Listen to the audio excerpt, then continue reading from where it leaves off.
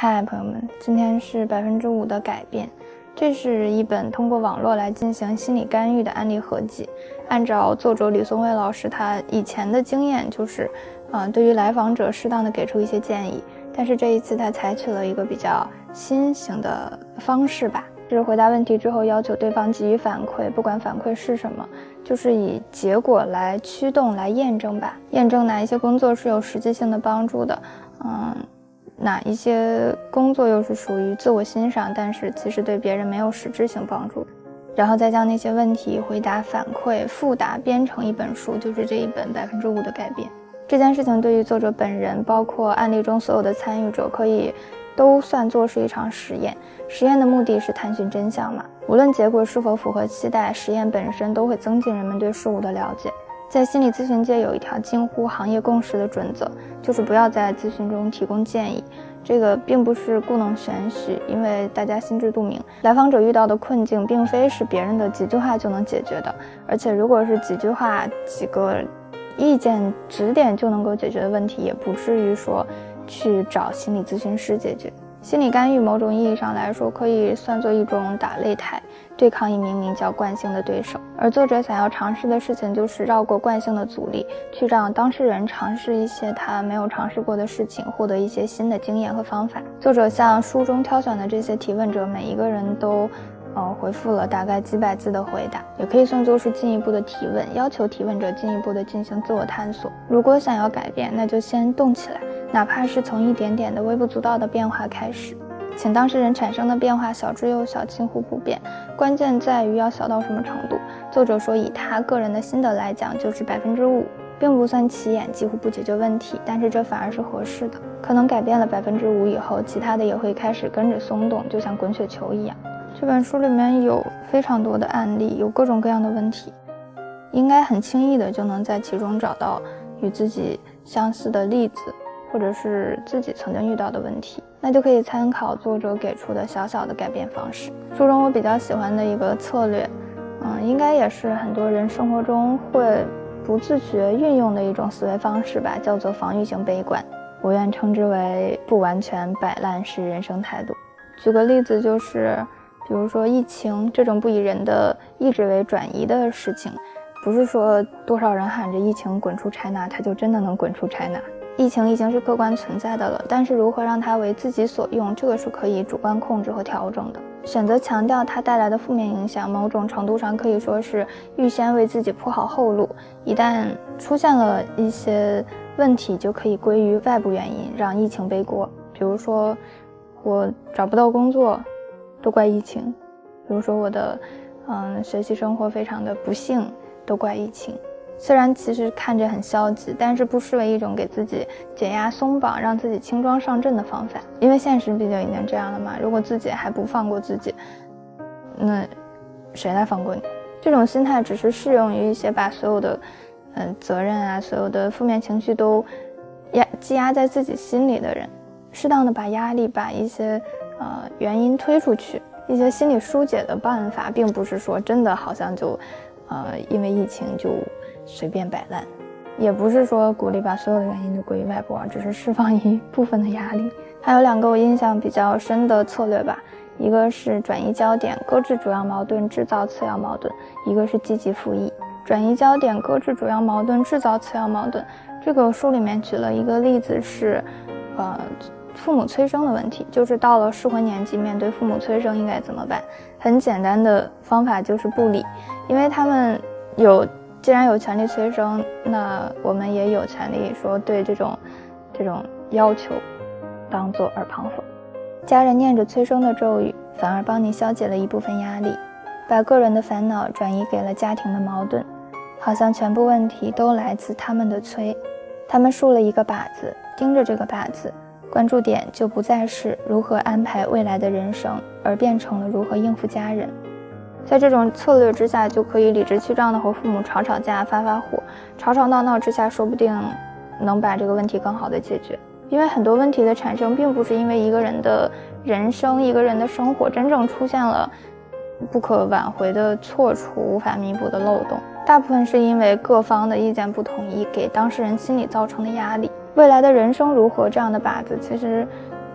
蛮大的。如果是家人或者是其他人竖起来的，而当事人在那个时间段并没有就是很强烈的想要自己的人生、自己的生活做出重大改变的想法，比如说单身变已婚，2个人变3个人这样的，那就没有必要说强迫自己去适应他人的期待，就干脆把这样的一个大靶子变成一个如何应付家人的小靶子，也算是一种大事化小。还有积极复议的这个策略，我有点想不起来提问者问的问题是什么，因为这本书里的问题太多了。我只记得是这个提问者提到了他的家庭，但是他并没有提到原生家庭这个词，没有提到就是他的家庭对他的影响，是作者算作是作者强行为他的整个故事赋予了一个原生家庭影响的一个概念。作者给他的故事后加了一个原生家庭的解释。作者认为这个提问者太过于责备自己了，他总是不满意自己，把所有的矛盾、所有的责任都永远指向自己。这种过度的责任感就会让人更绝望，因为找不到其他的原因，或许唯一的原因就是因为我不够好。这个时候需要让他看到的是，不是我的错，在他身上发生的一切都是事出有因。这是原生家庭叙事原本的用意，创造更多的安全、稳定，被接纳，但是需要把握一个分寸。承认成长经验的影响，并不是说代表了完全都不做，接受不能改变的，恰恰也是为了改变能够改变的，才能更好地过好之后的人生吧。运用目的论的视角理解一个人，至关重要的原则是将他的行为目的看作合乎情理的，值得尊重的。由此构建起的叙事逻辑，才有助于接受干预的人感受到被理解、被支持，而不是受到指责，甚至是诛心。这在心理治疗中被称为积极复议，它常常被用在治疗师一开始给出回应时。还有一个地方叫做去除三角化，其实很简单，但是看到的时候有一种就是如释重负的感觉吧。在家庭关系中，2个人的关系产生了问题，但是双方当事人都不愿意直接面对问题的时候，就容易将第3个人卷入其中，来达到一种三角形的稳定状态。最常见的例子就是孩子成为父母的出气筒，夫妻关系出现了问题，而父母双方都对孩子抱怨，父亲对孩子说都怪你妈妈，你妈妈平常脾气不好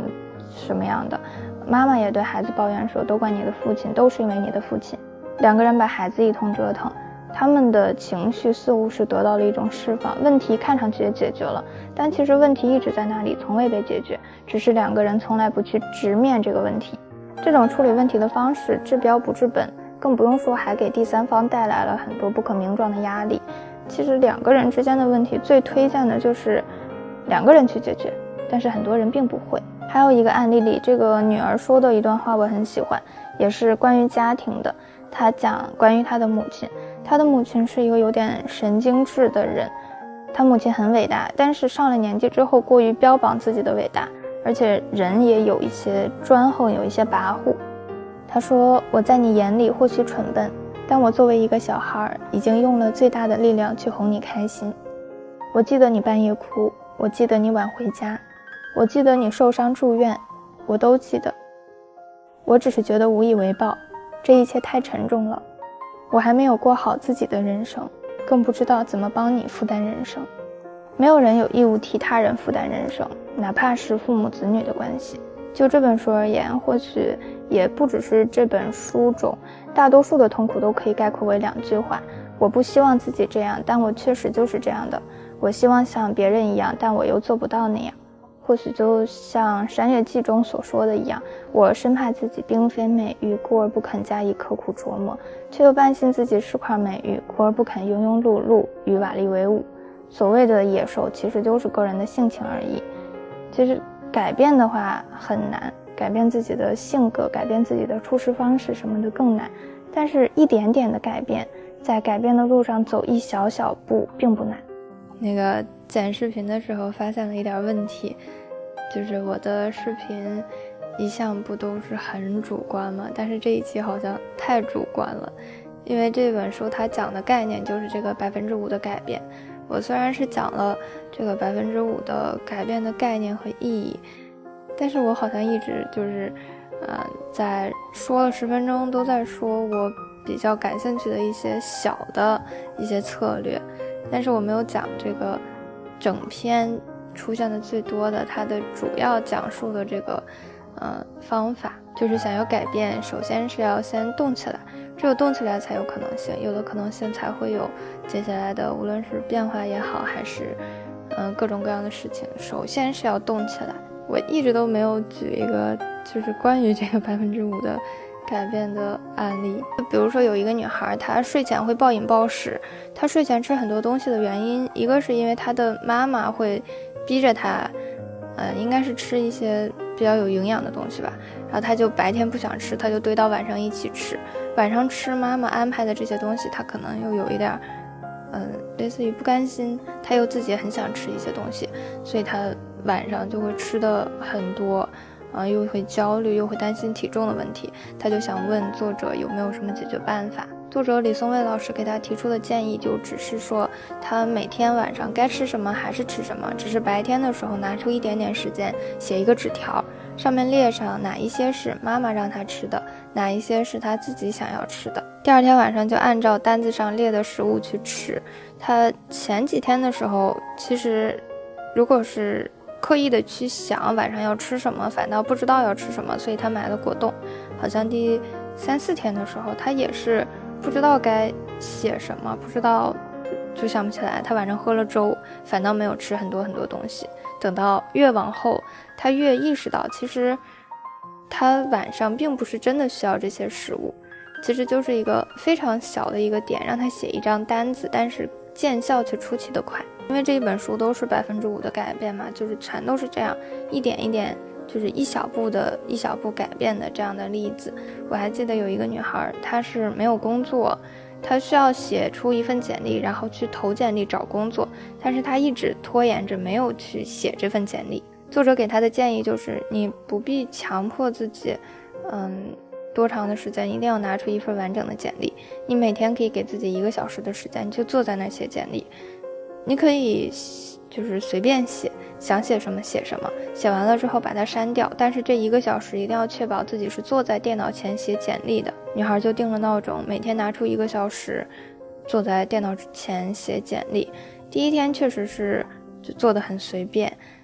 到了时间就结束了，但是她越往后的时候做的时间越多，越投入，做的越认真，越有用。7天还是做了10天之后，他发现回收站里的这些简历拿出来集合一下就可以变成一份完整的简历，所以他在就每天拿出一小段时间做一个就是微不足道的事情，但是最后却成就了他的这个他要的结果，他得到了他想要的简历。我记住这个案例是因为作者说，做一件事情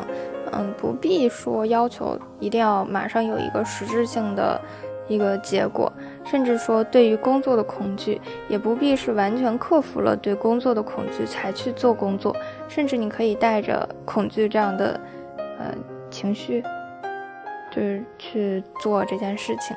重要的是你先做起来，慢慢的就像滚雪球一样，一点一点越滚越大。所以这个案例就是说，恐惧的人先从做一些没有用的事情开始吧，因为最初的行动一旦被激活，行动它本身就会像一个向上的螺旋一样，一旦开始做，身体就会越来越有力量，行动也会越来越顺利。所以这就是迈出一小步5%的改变的作用。5%的改变对于大多数人来说是能够做到的，那就5%，100%的改变很好，但是做不到，50%也不行，那就由最小的5%开始，要找到最小的但是能够做到的那一步。我们的生活充满了各种可能，改变并不意味着是要180度扭转现在的人生，仅仅需要扩大一点可能性，慢慢走，路还很长。葡萄酒的秘密是时间，一切的秘密都是时间。拜，祝各位开心。